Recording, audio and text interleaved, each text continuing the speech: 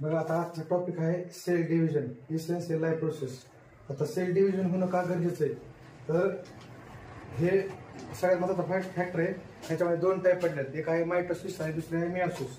आता पहिला प्रश्न विचारला आहे तुम्हाला त्याला, what happen to cell of the injured tissue. म्हणजे what happen the cell of injured tissue.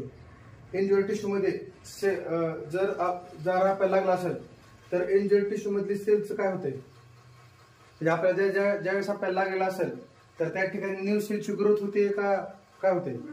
हा, तर न्यू सेल ग्रोथ होते. म्हणजे ज्या ठिकाणी आपल्याला ज्या ठिकाणी जखम झाली त्याच्यावर जे खपली आहे ना, तर हे सुद्धा एक आहे की न्यू सेल तयार होणं. समजतंय? Create the new cell. Whether the new cell are formed during the healing of wound. तर ऑब्व्हियसली ज्यावेळेस आपल्याला लागला असेल तर त्यावेळेस जी खपली आहे ना, म्हणजे त्याच्या तिथं काय झाले, नवीन सेल तयार व्हायला. पुन्हा आहे, do you plant get injure when do you pluck of the flower, how this wooden healing.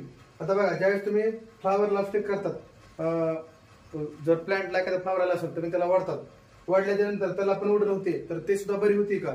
तर ऑब्व्हियसली ते सुद्धा त्यांची होते, त्यांची पण न्यू सेल त्या ठिकाणी ग्रोथ होते.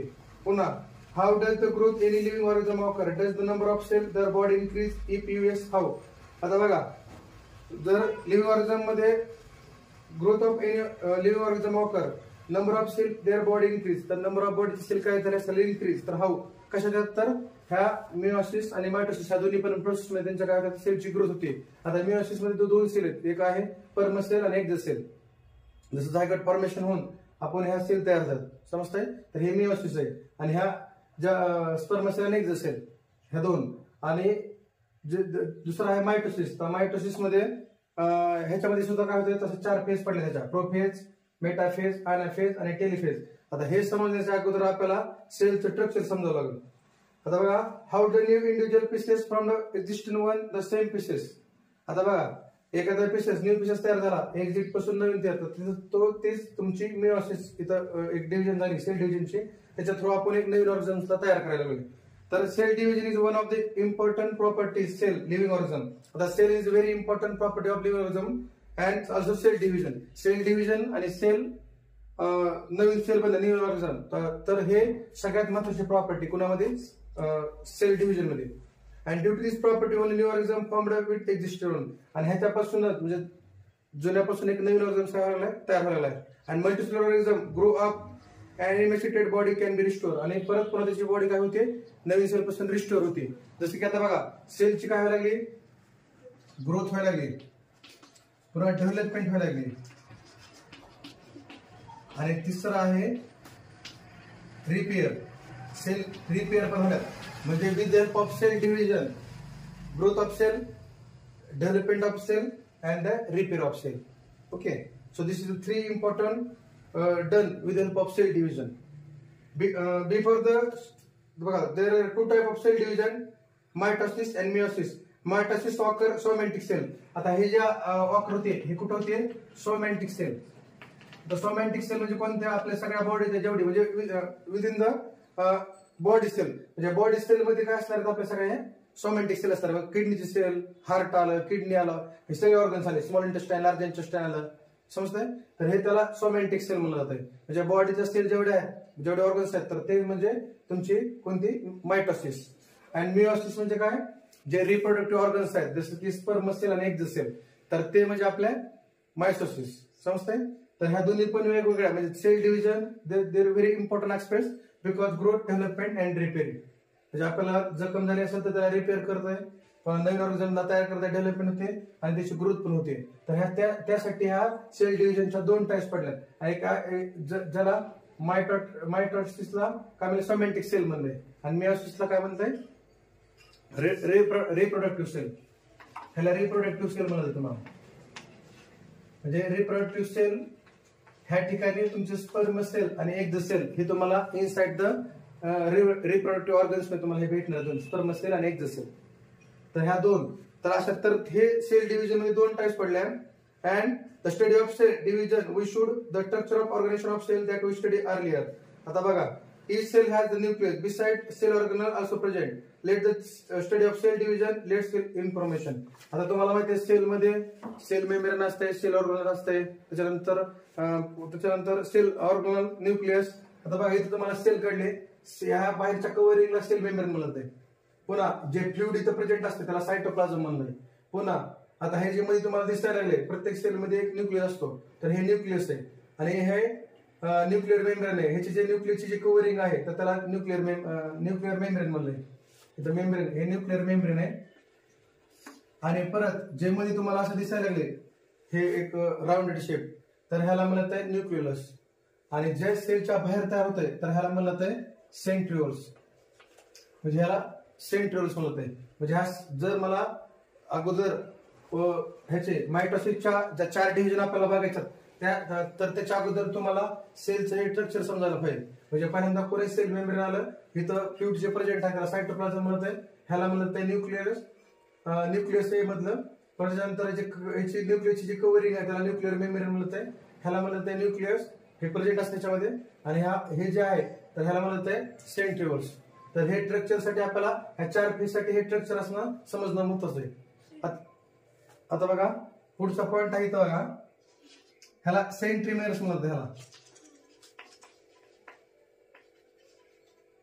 तर हे इथं एक आर्म असते आणि त्याच्या खाली एक आर्म असते असा, आणि हे मध्ये ह्याला जॉईंट असते सेंट्रिमेअर. आणि ह्या सेंट्रिमेअरच एक सेम डुप्लिकेट कॉपी तयार करायची. म्हणजे ह्याच्यासारखाच एक सेम इथं सेंट्रिमेअर्स आणि ह्याच्यापासून एक दुसरा, ह्याच्यापासून एक दुसरा.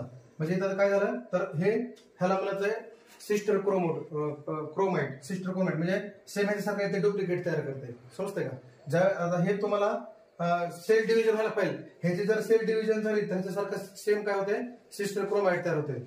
समजते? आणि त्याच्यानंतर पुन्हा तर ह्यासाठी हे सेंट्रिमेअर्स म्हणजे काय, हे सेंट्रिमेअर्स आहे हे मधलं, आणि ह्याला जे हे 2 जॉईन केलेले आहेत ते आर्म असतात.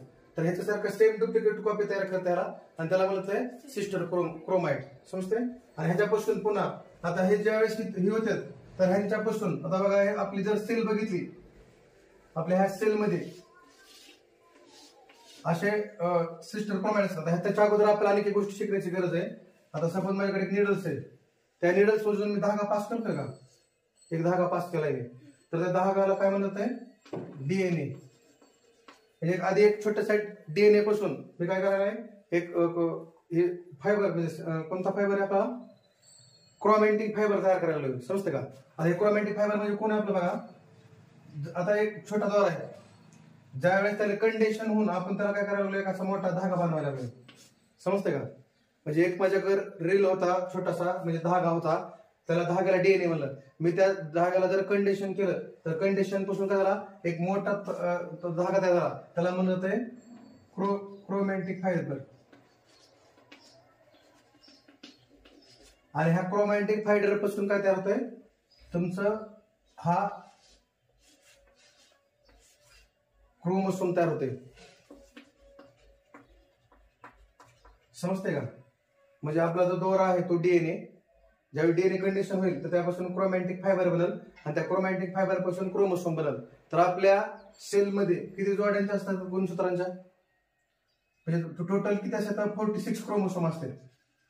समजते का? म्हणजे हे टोटल 46 क्रोमोसोम असतात. तिथे एक असते असे 2-2 असतात इथं. आता मी तेवढ्या बसत नाही इथं, तेवढं काढत नाही. अशा किती जोड्या असतात टोटल 46 जोड्या असतात, म्हणजे 46 क्रोमोसोम असतात, आणि त्यांच्या जोड्या असतात 23.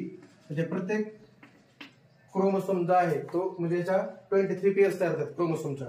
मग हे कशा बनतात डीएनए पासून क्रोमॅटिक फायबर बनतात, आणि क्रोमॅटिक फायबर पासून क्रोमोसोम बनतात, आणि हे त्या सेलमध्ये असतात प्रेझेंट. समजते? म्हणजे 23 असायला पाहिजे. आणि तुम्ही 9th बघितलं होतं की जर ह्याच्यातली एक जरी कमी असेल तर वेगवेगळ्या प्रकारचे डिसऑर्डर तयार होतात.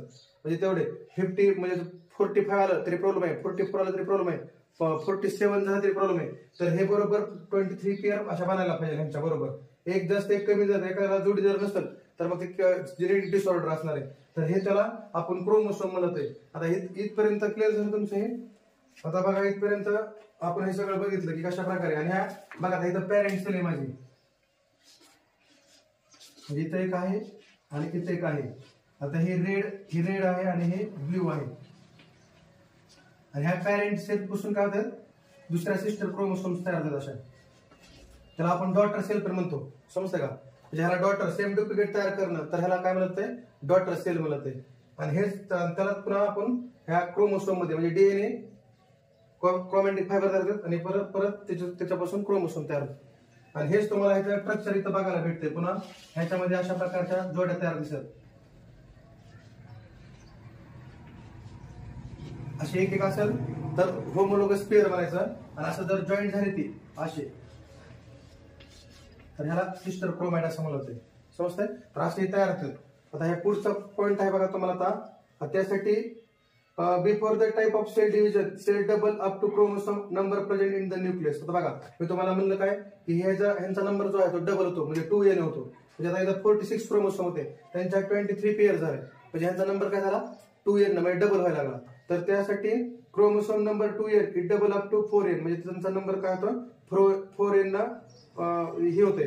म्हणजे इथं 46 क्रोमोसोम होते, त्यांच्या जोड्या किती झाल्या 23 पेअर झाले. समजतंय? तर अशा प्रकारे आपण क्रोमोसोमचं ह्याच्यामध्ये हे होते मायोसिस डिव्हिजन मध्ये. आता बघा each pair of type of chromosome present in the 2n condition where the single chromosome of each type present n condition. Their structure is like shown figure given beside. आता mitosis, somatic cell and stem cell are divided by the mitosis. Mitosis is complete through the two main steps. आता दोन main, एक कायरोकायनेसिस एक आहे जे nuclear division मध्ये होत आहे, आणि दुसरं आहे सायटोकायनेसिस. आणि हे काय जे आता आपण जे हे टेप बघणार आहेत हे कोणाचे आहेत, कायरोकायनेसिसचे.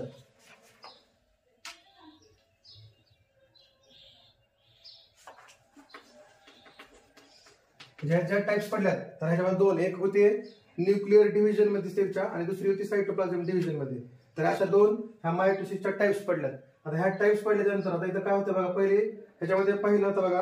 आणि सोमॅटिक सेल म्हणजे कोणत्या, तुमच्या बॉडीच्या सेल, कोणत्या किडनी असेल, हार्ट असेल, स्मॉल इंटेस्टाईन असेल, लार्ज इंटेस्टाईन, तर त्यांना मायोसिस. म्हणजे हे दोन कायरोकायनेसिस आणि दुसरं कोणतं टाइप्स आहे, दुसरं आहे सायटोकायनेसिस. आणि एक होतं न्यूक्लियर डिव्हिजन मध्ये आणि एक होतं सायटोप्लाझमिक डिव्हिजन मध्ये. आता त्याच्यानंतर कायरोकायनेसिसच्या मेन 4 टाइप पडतात. एक आहे प्रोफेज, मेटाफेज, अनाफेज आणि टेलिफेज. समजते? आता ह्याच्यानंतर आता बघू एक एक फेज बघू आपण. आता